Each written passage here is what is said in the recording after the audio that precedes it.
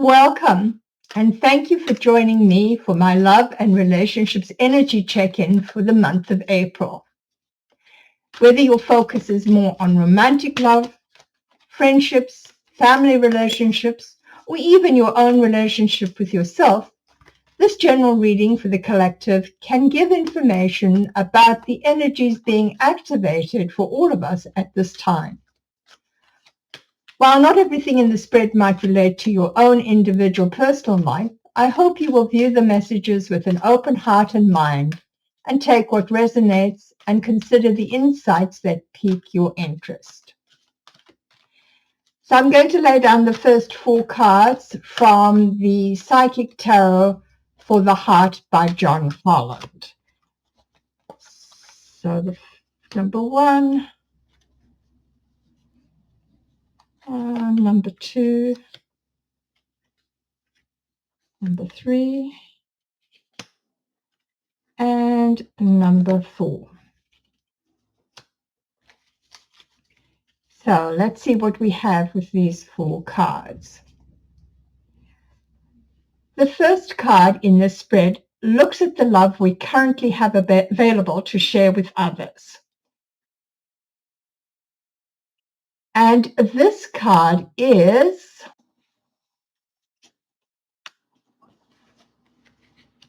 number 20, Blossom. Blossom relates to the Judgment card in a regular tarot deck. So what does Blossom have to say about the quality of love we currently have available to share? In the tarot, the Judgment card might be about a calling to something greater than ourselves, an awakening to a greater truth and seeing the bigger picture. There is also a sense of liberation when we accept ourselves. In his guidebook, John Holland says of Blossom that people involved in relationship must be willing to trust and open themselves to one another, as it is with the proper amount of nurturing that a relationship can blossom and bring beauty to the lives of those involved. So as we look at the love we currently have available to share with others, let's ask ourselves if we are ready to nurture the potential of our relationship. Also, what nurtures us and helps us to thrive? Are our relationships providing us with what we need? If the answer is no, it might be time for us to find a way to transform our life and grow in a new direction. The second card drawn looks at the quality of love we have with the other person in the relationship that we're looking at. And here we have number 2, find balance. This would equate to the 2 of Pentacles in a regular tarot deck. This would be a time to ask ourselves whether the relationship that we're focusing on is actually in balance. Perhaps the key phrase of find balance might indicate that there is an equality in the relationship we are focusing on right now. In the regular tarot, the 2 of Pentacles is often described as a card of transition or juggling priorities. It can also talk about juggling priorities or options and stressing over change. It also suggests that being flexible and adaptable is required for us to find a better life balance. In John's guidebook, he suggests that when this card comes up, we might find that matters of the heart require extra effort. Perhaps more and more demands are being placed on us, and we need to remember to just breathe and be flexible. He suggests that we bring compassion and understanding to the situation and strive to find a middle ground. We should also remember that in order for us to maintain balance, we ourselves need to be in balance. So it is vital that we pay attention to taking time for self-care and be sure that we're not allowing ourselves to run ragged and not show up for the people that we are in relationship with. The third card looks at what to my mind is an important foundation for any relationship we have, which is the quality of love we currently have for ourselves, what we think of ourselves and how are we currently treating ourselves. Here we have another major arcana card showing up, number 10, Flow, which in a regular tarot deck relates to the Wheel of Fortune. We are reminded that the Wheel of Fortune symbolizes the cycles of life and the inevitable change that shapes our path. It represents destiny in constant motion and reminds us that opportunity can arise with each unexpected turn. The Wheel of Fortune encourages us to accept the flow of life with adaptability and confidence in the process. In John's guidebook, he says that the energies around us at this time are positive and driving us forward. It is time to consider whether we need to change the way we are currently thinking about and treating ourselves. As we consider what we truly want, it is time to move into the flow and allow the energy of expansion to help us grow and move forward with grace and ease. The last card I'm drawing from this deck looks at what the underlying influences might be, things we may or may not be aware of, but having an influence anyway. And here the card is the 8 of Spirit, wands in the regular tarot, with the key phrase success and growth. In a regular tarot, the 8 of Wands is often described as good things coming in quickly and easily. There is an alignment of priority and goals and could indicate a major development or breakthrough.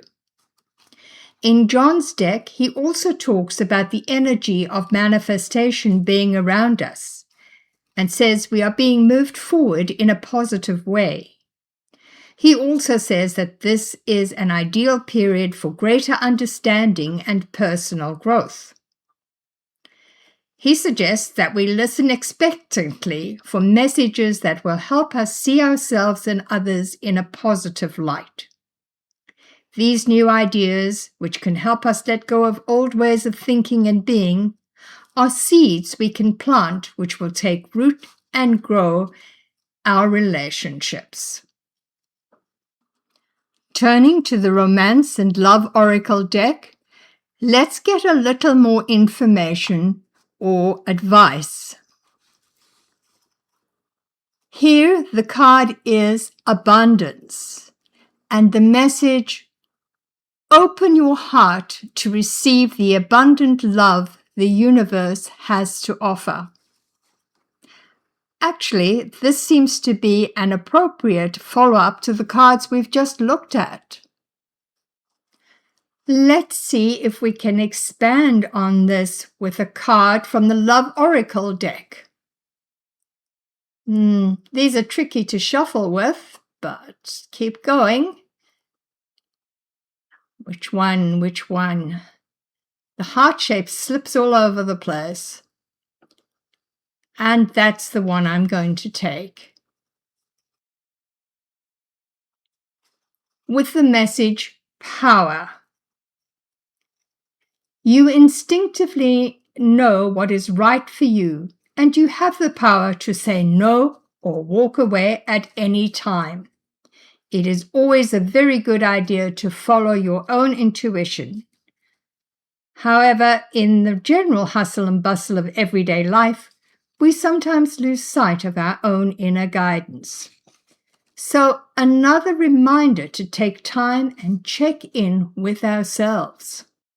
Moving on, let's see what information we can get about our own self-love. As I've said previously, that is, I believe, one of the most important aspects for any of our relationships moving forward.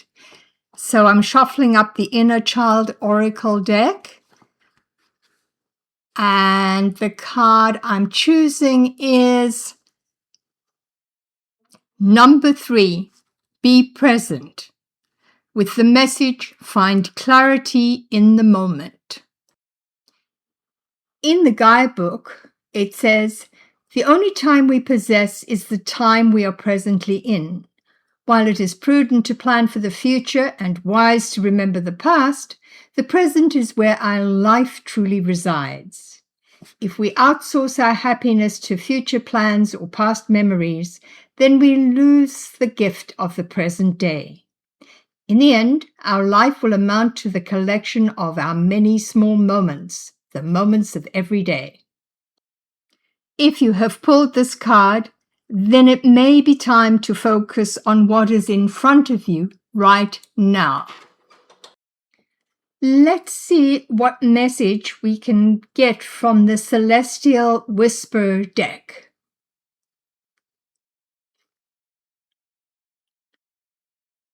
And the card coming up is Soul Care, with the message, nourish the quiet places within. Your soul remembers what it needs. Interesting. To me, the message seems to keep coming back to us and our inner balance and growth. What insights are coming up for you as you look at the cards and hear the information?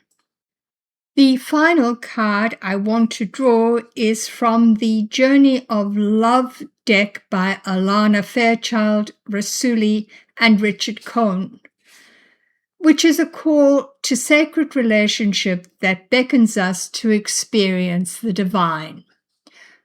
So let's see which card shows up here with a message for us today.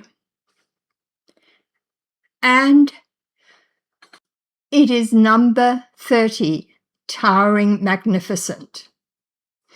The guidebook says, this oracle brings you comfort that your inner path, your opening up to direct experience of the divine presence, is happening now, according to divine timing and grace.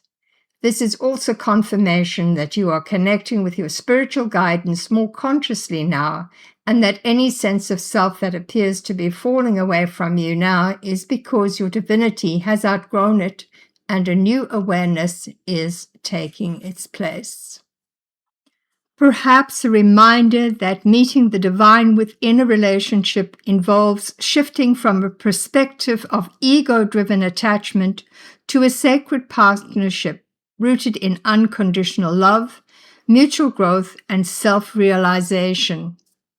And given the energies flowing through this month, the opportunity to experience this exists in the relationship you are focusing on right now.